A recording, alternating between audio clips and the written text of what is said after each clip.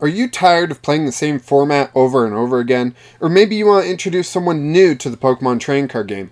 Or maybe you just want to play with a younger crowd? Here, I'm going to be talking about alternative ways to play with your Pokemon TCG cards.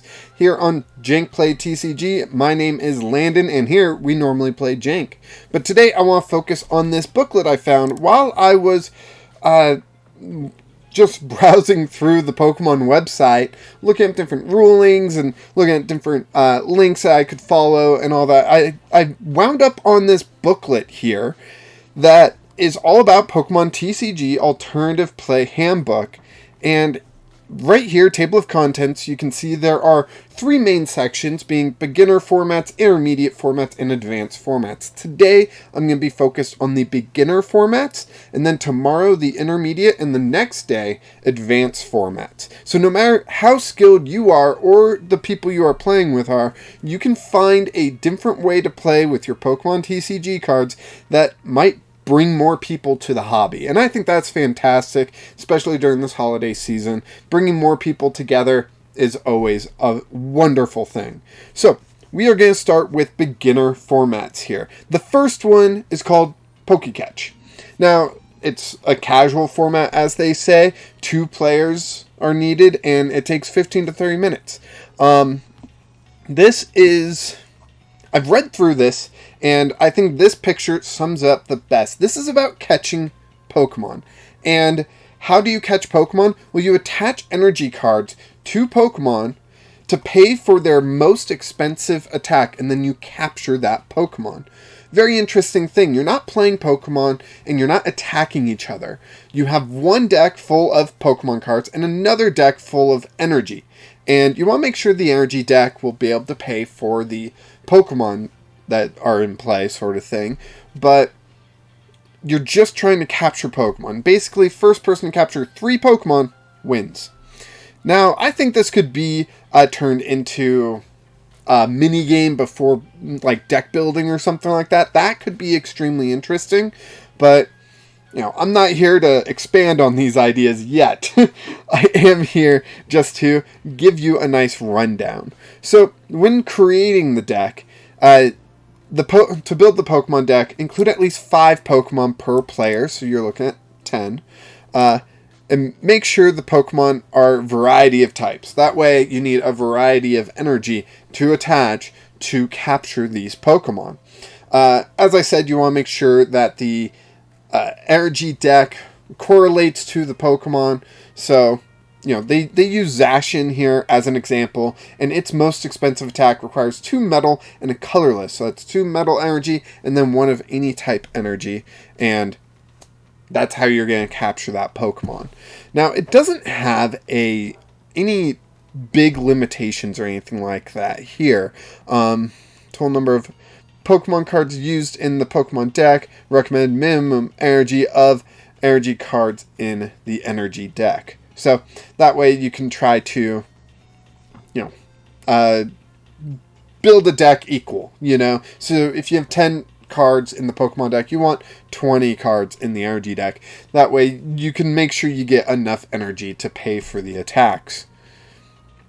And to play this out, you just put a deck on one side full of Pokemon, a deck on the other side full of energy.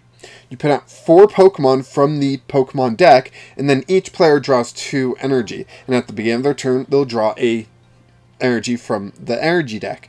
And then they'll play 1 energy down, and that's the other person's turn. They'll play 1 energy down. Now, the energy that you play does not count towards your opponent's capture. It is just a race. It is not, you know, I play a grass energy on Rosalia. Oh, my opponent can now play whatever energy on Rosalia to capture it. No, they still have to pay the grass and pay another color. But they might not have a grass energy. They might not have that. They might start going for another Pokemon. And you'll have this interesting back and forth of like, oh, I really want to get this one. I have 1 energy that's good. I need another one and I don't have it yet. Do I play it or do I wait until I have that second energy? They might play down energy and you might draw into it and you could have stolen it or something like that. So it's a very fun way to think about the Pokemon game. You know, do like the fact that it's going after the most expensive attack, because there are some Pokemon out there that are just one colorless attack, and so that's going to be just play down a card and capture it. I don't know how it would work with Pokemon that only have free attacks. You may not want to put those in the deck, but if I was recommending this to someone, I would highly recommend putting Pokemon that both players love. I don't care about, like, oh, we gotta put the V-Stars in there and the full arts and all that stuff. Like, if you really want to, you can, if that's really where you find the fun. But honestly, just put the Pokemon that you love in the deck and start playing. And this can be played with extremely younger children, I would put this in front of my 7-year-old niece and think, well, maybe this is too simple for her, but at the same time, it's just about having fun with others. It's not really about being competitive or anything like that. So I think this is a great way to just break out some of your favorite cards and start playing with people. And that's the most important part. Yeah, they do also have some examples in this booklet. I'll put a link to the booklet down below. But they also talk about having 2 decks, or 2 setups. So each person has their own Pokemon deck. Each person has their own energy deck. I don't think that would be nearly as interesting unless you really did lead into some sort of, this is how we're picking our Pokemon to build a deck with sort of situation. But I'm just not sure if that's exactly how you want to do it. There's also a advanced rules for ages 6+, so even they're recommending pretty young here, where it's dependent on HP, but that's really dependent on building the correct Pokemon deck so that it's fairly balanced. Like I said, if you throw in your V-Stars, V-Maxes, Full Arts into this Pokemon deck, and the goal is capturing a Pokemon total of 200 HP, one of those is going to capture, so yeah. Moving on, we're going to look at Booster Fun. Now, this one is also casual, but 2 to 4 players, and will take 10 to 30 minutes. And let me just go through here. Yeah, there's so many different things that you can do with these booster packs. Booster Fun features a variety of ways to have fun with Pokemon TCG cards and booster packs without having to worry about the rules of the full game, which is exactly what we're looking for at these beginner format mini games, I guess we could call them. Top number triumphs. In this game, 2 players use the same number of Pokemon cards to play a game of comparing stats. To start, roll a 6-sided die, a d6, to determine which stat you'll compare. 1 HP, 2 height, 3 weight, 4 Pokemon number, 5 retreat cost, and 6 highest attack damage. Each player shuffles their stack of cards and reveals 1 card at random. Compare the stat that corresponds to the die roll, and the player with the higher number wins. In case of a tie for a different stat, re-roll for a different stat. Repeat until one player has won 6 times. Blah. Yep. So keep going until you won 6 times. You can make a rule where you can't re-roll. So once you win an HP, you can't win HP again. You got, or you guys don't play HP anymore. You play something else, and that kind of stuff. I don't know. Just a fun way to kind of have random Pokemon cards and play with friends and whatnot. So I think that can be really fun. Another one was 151 questions. Without showing each other cards, each player opens a TCG booster pack, selects a few of their favorite cards from the stack, and makes sure each player has the same number of cards in their stack.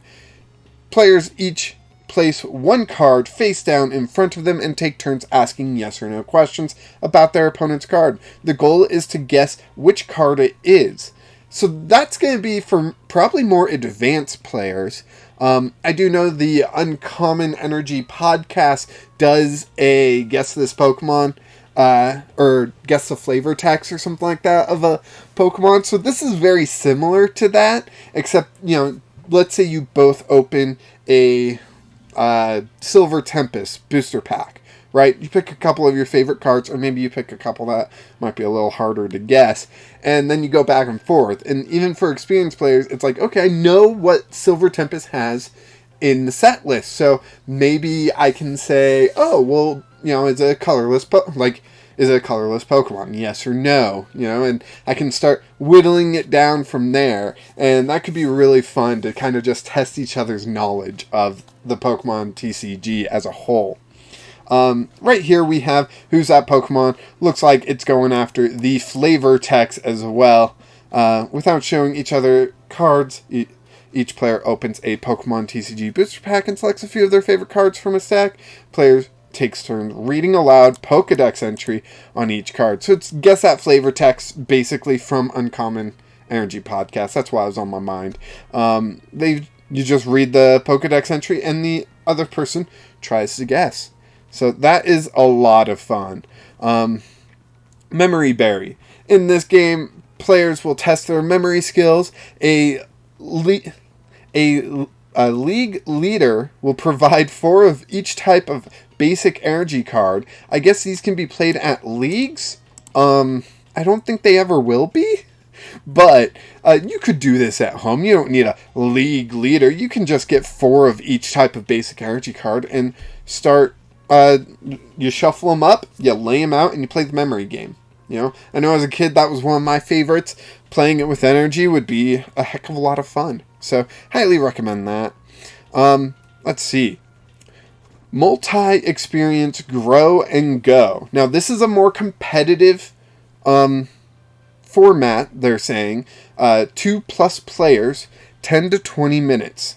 Setup, all players start building a 20-card deck using basic energy, or basic Pokemon that have 70 HP or less, and no abilities, as well as basic energy cards.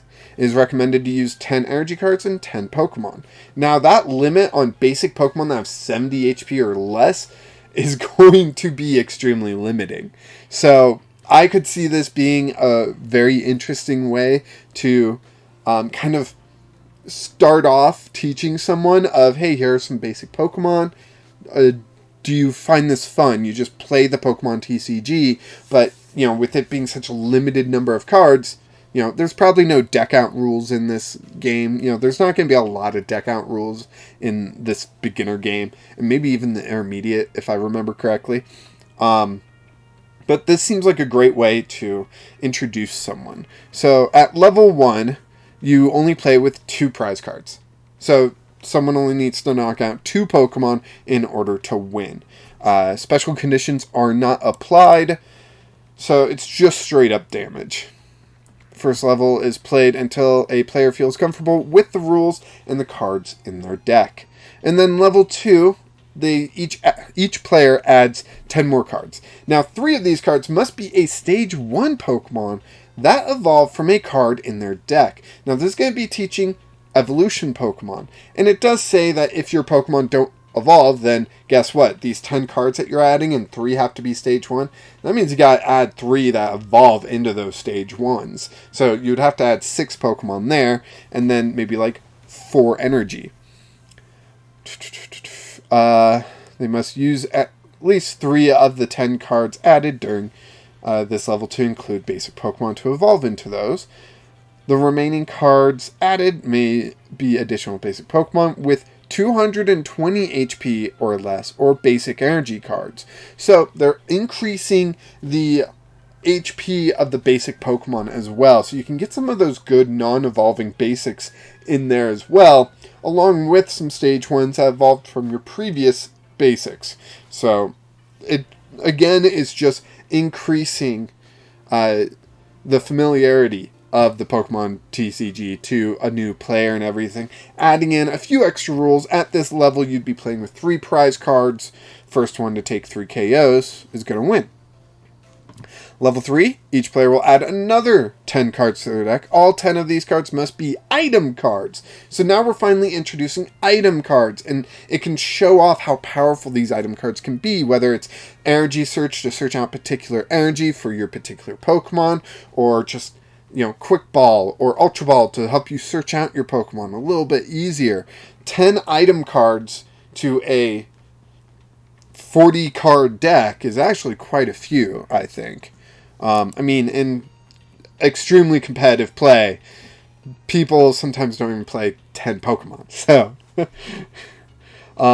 and again, you're playing at 4 prize cards. And then at level 4, each player will add another 10 cards to their deck. All 10 of these cards must be item and or supporter cards. So adding in supporter as well here. No more Pokemon still.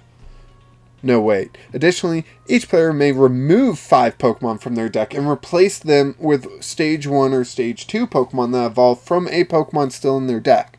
Okay, so they can remove up to 5 Pokemon cards and add in some different ones or some further evolutions and that kind of stuff. Again, just gradually teaching them how to play the game. And I think this is a really awesome way to learn. Just slowly growing your deck through time is going to be a much better teaching tool, I think. It's really going to show off how powerful like item cards are and supporter cards are and that kind of stuff. So at level 5, each player will add another 10 cards to their deck. All 10 of these cards must be trainer cards, item, tool, supporter, and / or stadium cards. Additionally, players may remove any 5 cards from their deck to replace them with Pokemon or energy cards. So again, they're able to remove and add and customize it a little bit more, but not completely.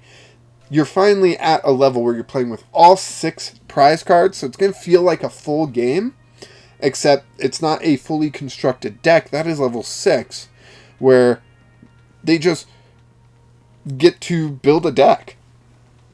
Yeah, they just get to build a deck. Before starting level 6 game, each player may replace any 5 cards from their deck. And yeah, just basically getting to build a deck at that point. Whatever you want goes. And yeah, again, a 6 prize game. Okay, so next up we have Basic Battle. Basic Battle introduces players to some of the most fundamental elements of the Pokemon trading card game: benched and active Pokemon, attacking, damage, hit points, and getting knocked out. This is more casual than the previous game, but only 2 players and 10 to 15 minutes. Setup: each player chooses 3 Pokemon from their card collection or from cards provided by the league / club leader. Each player places their Pokemon face down with 1 as the active and 2 on the bench. Use a simple method like rock, paper, scissors or flip a coin to determine who will go first. You turn all Pokemon face up.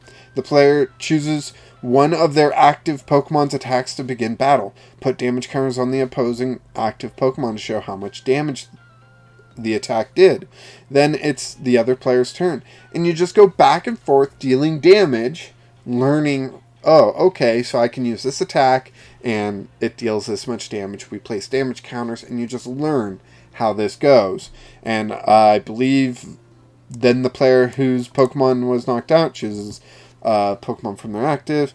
The game will end when one player has no Pokemon remaining. Their opponent is the winner. So it's teaching bench out for the most part. It's teaching attacking, damage placing, and bench out rules. So if you run out of Pokemon on your bench, you lose the game. Pretty simple stuff. And those right there are the beginner alternative format game modes that this booklet provides. And I think some of these would just be really fun to play with friends, with family, with whoever you're going to be spending time with here. And I don't know, maybe something will catch with you and you'll just really enjoy it. And I think it's going to be a fun time for everyone. I hope you guys all have fun with these beginner format game modes. Be sure to check tomorrow, or if you're watching this far in the future, check back. I'll probably put it all in a playlist, an alternative formats playlist. Check that playlist. Check out the intermediate format, which will be tomorrow's video for the more experienced players. So thank you so much for watching. If you like what I do here, please like and subscribe. Really helps keep me motivated, keeping me making a lot of content. And until next time, of course, keep playing Jank.